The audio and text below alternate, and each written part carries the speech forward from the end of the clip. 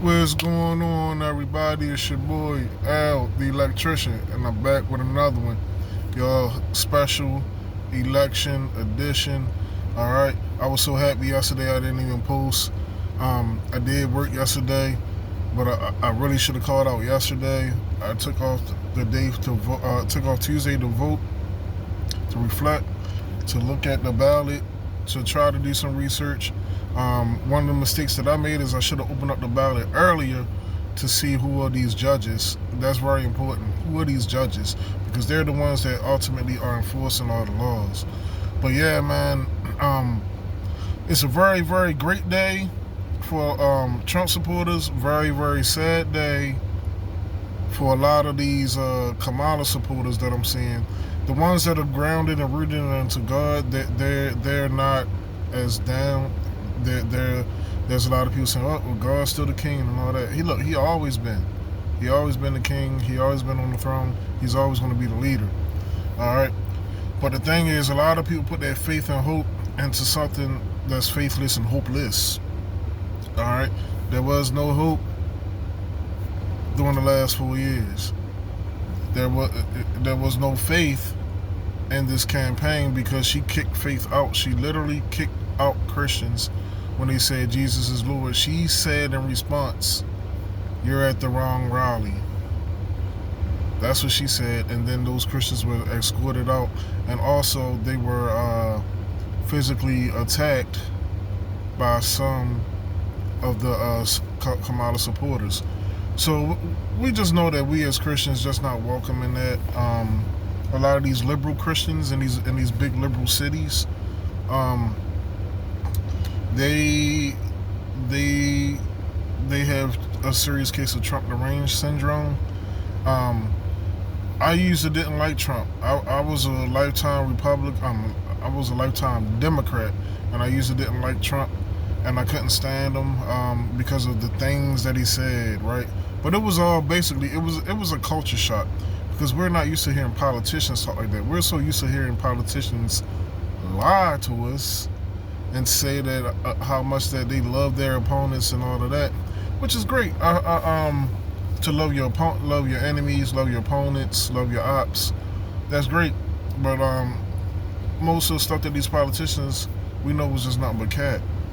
Trump always kept it real, and that's what people who can see past all of that know. Like a lot of times, let's face it, a lot of times in church, you'd be surprised how many of the beefs that y'all hear about, how many of the people that they want some type of authority. They don't want the position, but they want that authority, and they want to tell people what to do. And they had these beefs and the cattiness of church folk. All right, so a lot of that culture, a lot of that liberalism, that culture is embedded in the church. But when you look, see, I don't look at what people say, I look at what people do. She might go to a church and say, "Joy cometh in the morning." You know, she might switch up and code switch and talk like that at a church. But you gotta look at what's actually going on. What church did she go to?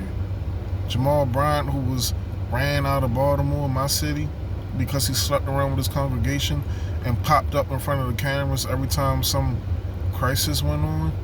But he was never around when there was crisis going on in people's houses, people's schools, people's lives. He wasn't around for that, but he was around for them cameras when them Freddie Gray riots broke out. So we got fake people like that who she ran to, but church folk just see that and they're like, "Oh, she's a woman of God." Yeah, a woman of God, a woman of Christ, a Christian married to a Jew who don't believe that Jesus is the Savior, who don't believe that Jesus is the Messiah. All right. It's so much that America said no to on all fronts. America said, "No, we don't want tampons in our son's bathroom." America said, "No, we don't want males in our females' bathrooms." America said no to all of this pushing of LGBTQ plus a whatever letter you can throw in there. America just outright rejected this bad economy, okay? And a lot of people might not know. I've talked to people that's just not in touch, who are doing good, and they're just not in touch. It just wasn't bad for them. But for most Americans, for 54% of Americans, they said this economy ain't working the way how it's supposed to be. There's just so many reasons, so many fronts, and people want to talk about Trump's character. But when you look at the character of Kamala, who kept people in work release programs past their release date, so that the state of California can get cheap labor, cheap to diagonally almost free slave labor out of these prisons that's supposed to be free at home with their families, but instead she keeps them in jail, locking people up for petty marijuana possessions, and then talking about that she smoked weed and listen to Tupac in college when Tupac was 9 years old. So the lies, the buffoonery, all of those things that she did is just not what's up with the American people. When the American people outright said no, and that's why legacy news media, traditional old school news media, is on life support right now. CNN had already tried to sell CNN. They did a big revamp of their newscasters, where the people who I used to listen to for years, they're not on there. Then they went way woke and way left wing. I guess they tried to get the MSNBC audience. I don't know. But America wasn't buying the bullcrap and the lying polls that said that it was a neck and neck race, but really it was a blowout for Donald Trump, who won by what? He won by like 5% in the polls, which is a lot considering how divided this country is. And as far as the electoral college, he just blew her out, swept through all of the swing states. All of those was red. That when the whole country turned red. So nobody's believing the lying polls. Nobody's believing the lying media. MSNBC is up for sale because Comcast don't want it no more.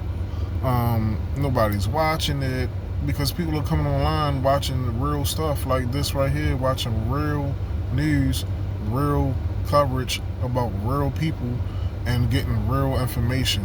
Alright, I just knew already for myself from talking to people, and I work in Virginia, live in Maryland, so I'm going from one state to the next, just talking to people.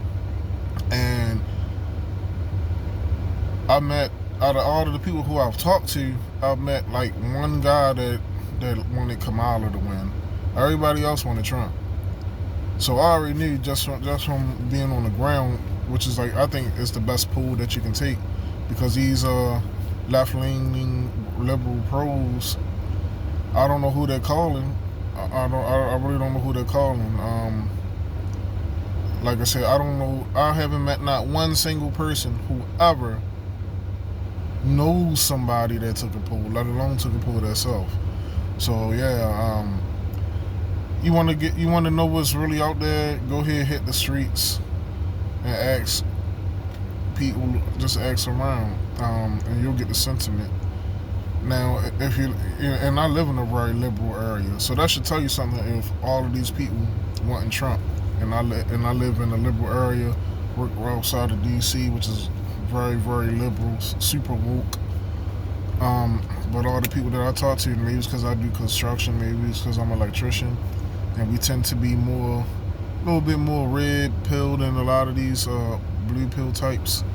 So, but from what I was getting, yeah, everybody was talking about Trump. So it doesn't surprise me at all. I know a lot of people who believe the fake narrative and the propaganda are really shocked, because they thought that, especially when they came out with their last minute fake Iowa poll saying that she's going to win Iowa, a lot of people were shocked and surprised when they woke up and they got smacked with reality that it wasn't close, not even close at all, not even by a little bit, that she got shellacked in the election. And that's what it is. So go ahead, like, comment, subscribe, and I'll catch you on the next one. Peace.